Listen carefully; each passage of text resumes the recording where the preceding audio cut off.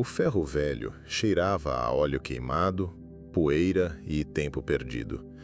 Daniel Costa caminhava entre pilhas de entulho, suas botas esmagando fragmentos de vidro e cerâmica sob o sol fraco da tarde paulistana de 1997. Ele era um homem de rotina simples, consertar rádios, televisões e gravadores em sua pequena oficina na Rua Augusta, jantar sozinho e ouvir estática até adormecer. Mas aquela tarde seria diferente. Seus olhos pousaram sobre um rádio valvulado, modelo Philco 1940, encostado em uma pilha de sucata. A madeira escura, rachada pelo tempo, ainda guardava um brilho austero. As válvulas estavam intactas e o mostrador com números romanos parecia sussurrar histórias de uma era esquecida. O coração de Daniel acelerou. Era uma peça rara, daquelas que colecionadores matariam para ter. "Quanto pelo rádio?" perguntou ao dono do ferro velho, um homem idoso com olhos cansados e mãos calejadas. O velho olhou para o aparelho, depois para Daniel e sussurrou: "Leve de graça. Só me prometa uma coisa. Se ouvir vozes que ninguém mais ouve, desligue e quebre." Daniel riu, atribuindo a advertência à superstição de um velho. Pagou simbolicamente R$ 5 e levou o rádio para casa, não sem notar uma marca estranha na parte traseira. Algo que parecia uma queimadura, mas com padrões intrincados, quase como runas. Naquela noite, em seu apartamento silencioso, ele limpou o rádio com cuidado reverente. Conectou-o à tomada e o mostrador iluminou-se com uma luz âmbar fraca.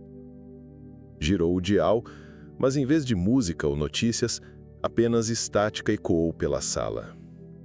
Estática densa, carregada, como se escondesse algo além de ruído. Foi então que ele ouviu um sussurro quase inaudível, misturado à estática. "Daniel." Ele arregalou os olhos, os dedos ainda no dial. "Quem está aí a sala vazia?"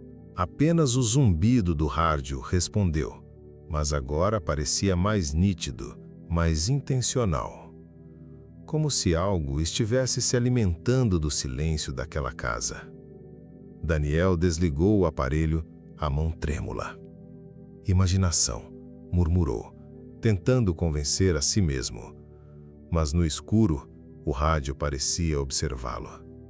E ele sabia, no fundo de sua mente, que aquela voz não era imaginária. Era familiar. A noite seguinte foi de vigília involuntária. Daniel deitou-se na cama, mas cada som do apartamento parecia amplificado pelo silêncio expectante.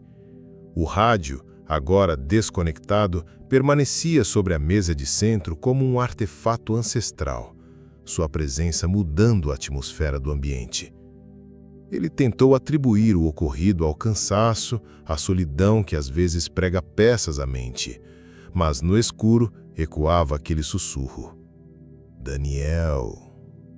Na manhã seguinte, ele decidiu testar o aparelho novamente. "Se não houver nada desta vez, vou vendê-lo", prometeu a si mesmo. Conectou-o e quase instantaneamente a estática encheu a sala.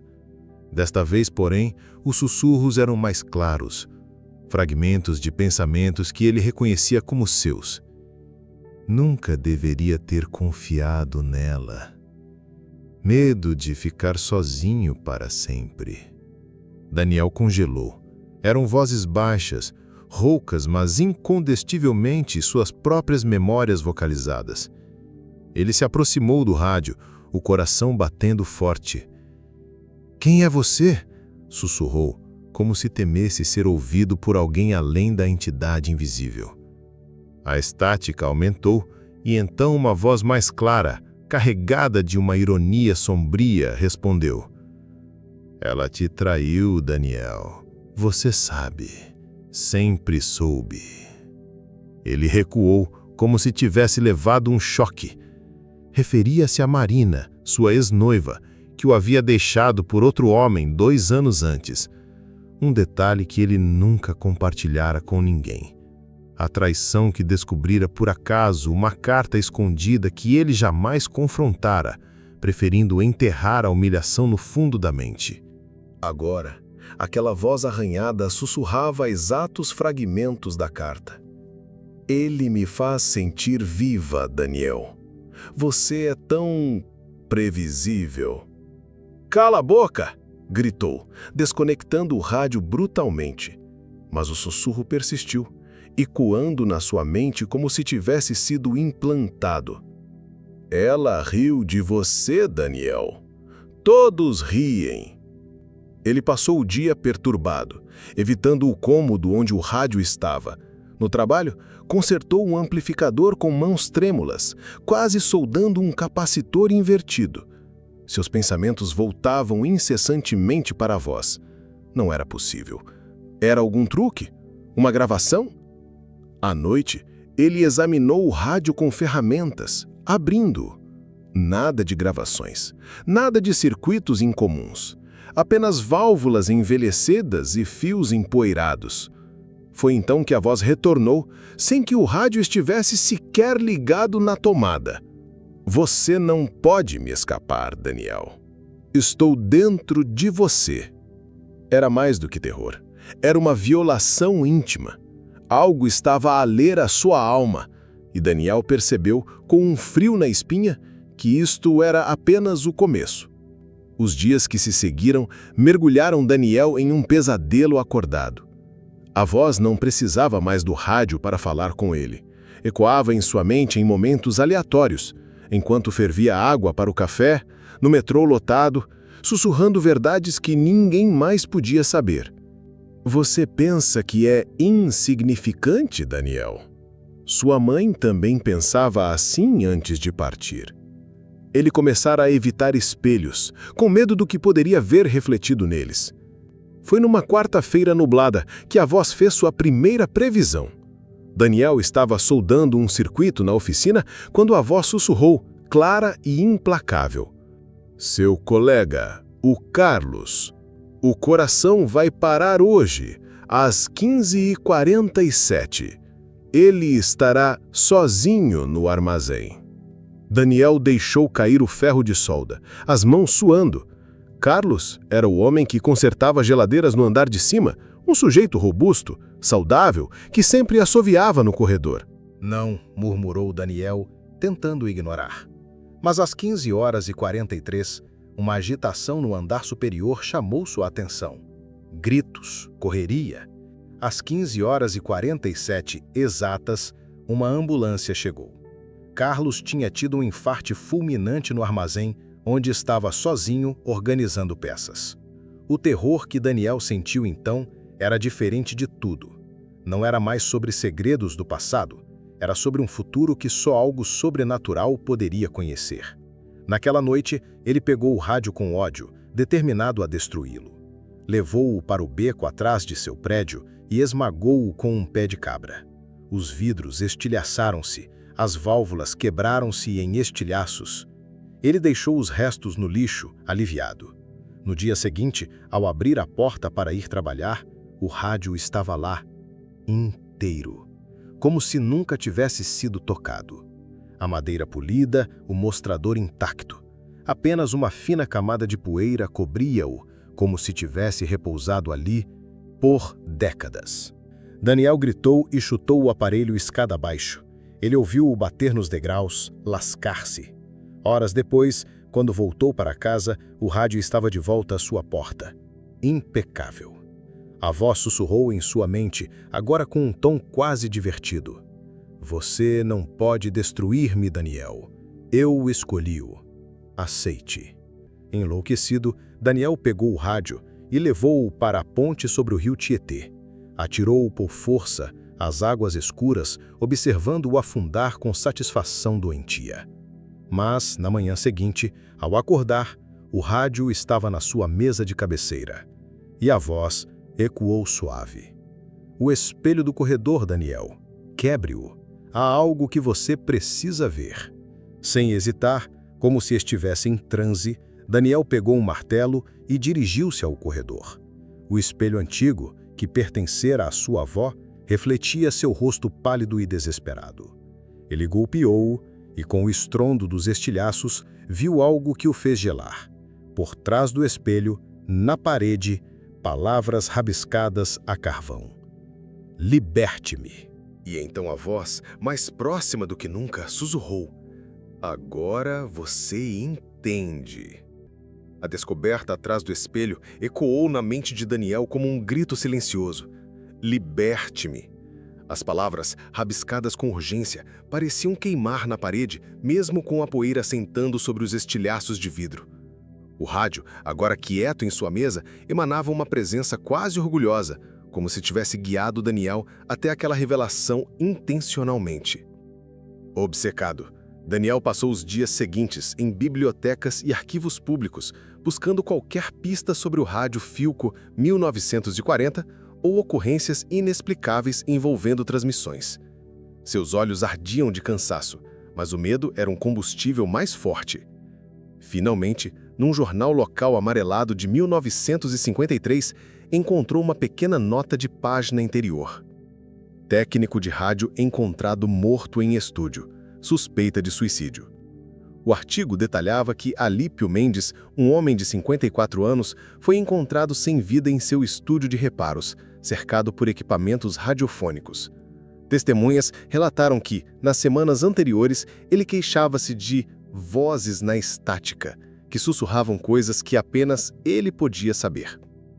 A polícia encerrou o caso como suicídio, mas uma linha no final chamou a atenção de Daniel.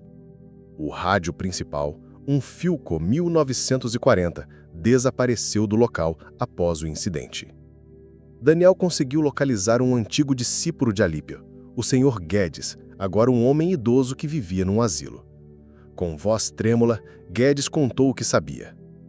Alípio não se matou, ele estava tentando capturar uma voz, uma coisa que dizia vir de entre as frequências. Chamava-lhe o sussurro. Dizia que se alimentava de pensamentos sombrios e que queria um corpo. E o rádio? Perguntou Daniel, as mãos a suar. O rádio era a âncora. Alípio tentou destruí-lo, mas na manhã em que morreu, o aparelho sumiu, como se nunca tivesse estado lá. De volta à casa, Daniel ligou o rádio mais uma vez, mas agora com um propósito diferente. Girou o dial lentamente, até encontrar uma frequência que não deveria existir. Uma transmissão fraca, com voz distorcida, que parecia ser de Alípio. Não é apenas voz, é uma fome antiga. Vive na estática entre os mundos. Quer usar alguém para sair. A transmissão cortou abruptamente, substituída por um sussurro cristalino e gelado. Daniel, você é mais forte que Alípio. Você pode suportar-me. Juntos seremos completos. Era a primeira vez que a voz se oferecia explicitamente. Daniel desligou o rádio, mas já sabia. Não se tratava de um fantasma ou assombração. Era algo mais antigo, mais faminto, e ele tinha sido escolhido para ser a sua porta. A voz tornou-se uma presença constante, um parasita mental que distorcia cada pensamento. Daniel já não dormia. Sentia-a mover-se na sua mente como um verme, alimentando-se dos seus medos mais profundos, amplificando-os até a beira da loucura. Ela traiu-te. Todos te abandonarão, mas eu não. Abre-me a porta, Daniel. Na noite final, a estática encheu o apartamento sem que o rádio estivesse sequer ligado. Daniel cobriu os ouvidos, mas a voz vinha de dentro, ecoando nos ossos. preciso de uma oferta, sibilou a entidade com uma clareza aterradora.